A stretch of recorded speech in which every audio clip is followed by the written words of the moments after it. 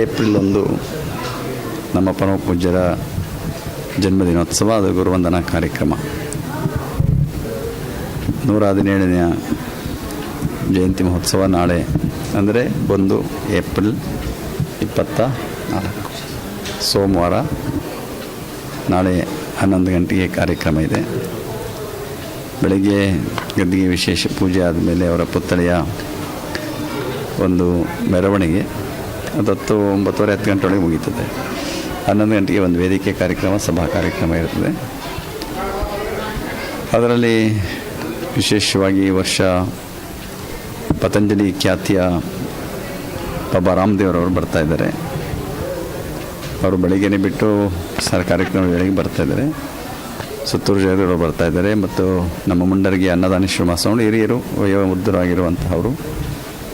ಜೊತೆಗೆ ಧಾರವಾಡದ ಮುರುಘಾ ಮಠ ಇದೆ, ಅಲ್ಲಿ ಮಲ್ಲಿಕಾರ್ಜುನ ಸ್ವಾಮಿ ಬರ್ತಾಯಿದ್ದಾರೆ.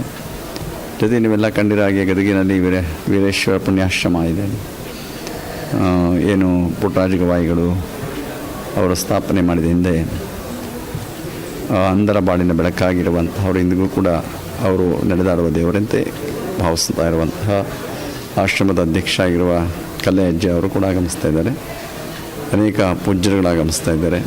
ಇದು ಭಕ್ತಾದಿಗಳೆಲ್ಲ ಭಾಗವಹಿಸ್ತಾ ಇದ್ದಾರೆ.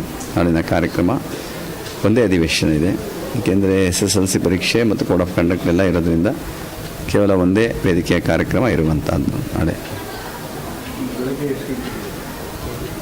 ವೇದಿಕೆ ಕಾರ್ಯಕ್ರಮ 11 ಗಂಟೆಗೆ ಇದೆ. ಪ್ರಸಾದ ವ್ಯವಸ್ಥೆ ಪ್ರತಿ ವರ್ಷ ಮಾಡ್ದಂಗೆ ಮಾಡ್ಕೊಂಡಿದ್ದೀವಿ ವ್ಯವಸ್ಥೆ. ಅದನ್ನು ನಾವು ಇಷ್ಟೇ ಅಂತ ನಾವು ಯಾರು ಹೇಳೋಕ್ಕಾಗುತ್ತೆ. ಬಂದಷ್ಟು ಜನ ಬಂದು ಎಷ್ಟು ಜನ ಬಂದರೂ ಬರ್ತಾರೆ. ಅದ್ರ ಜೊತೆ 2-3 ಕಡೆ ಇರ್ತದೆ.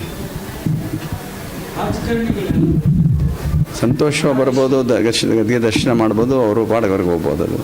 ಅವರು ಬರೋದಿಲ್ಲ, ಮುಖ್ಯವಾಗಿ ಅವ್ರಿಗೆ ಬರೋದು ಗೊತ್ತಿಲ್ಲ. ಅದು ಬರ್ಬೋದೇನೋ, ಬಂದರೂ ಅವರು ಏನು ವೇದಿಕೆ ಮೇಲೆ ಬರೋಂಗಿಲ್ಲ. ಎಲ್ಲೂ ವೇದಿಕೆಯಲ್ಲಿ ಬಂದು ಕೆಳಗೆ ಕೂತ್ಕೋಬೋದು, ಭಾಗವಹಿಸಿ ಹೋಗ್ಬೋದು. ಏನು ಅದಕ್ಕೇನು ಯಾವ ಅಭ್ಯಂತರ ಏನಿಲ್ಲ. ಅದೇ ವೇದಿಕೆಯಲ್ಲಿ ಬಂದು ಭಾಷಣ ಮಾಡೋದಕ್ಕೆ ಅವಕಾಶ ಇರೋದಿಲ್ಲ ಅವ್ರಿಗೆ. ಕೊಡಾಕೊಂಡು ನಿಮಗೆ ಗೊತ್ತಿದೆ, ಎಲ್ಲರಿಗೂ ಗೊತ್ತಿದೆ.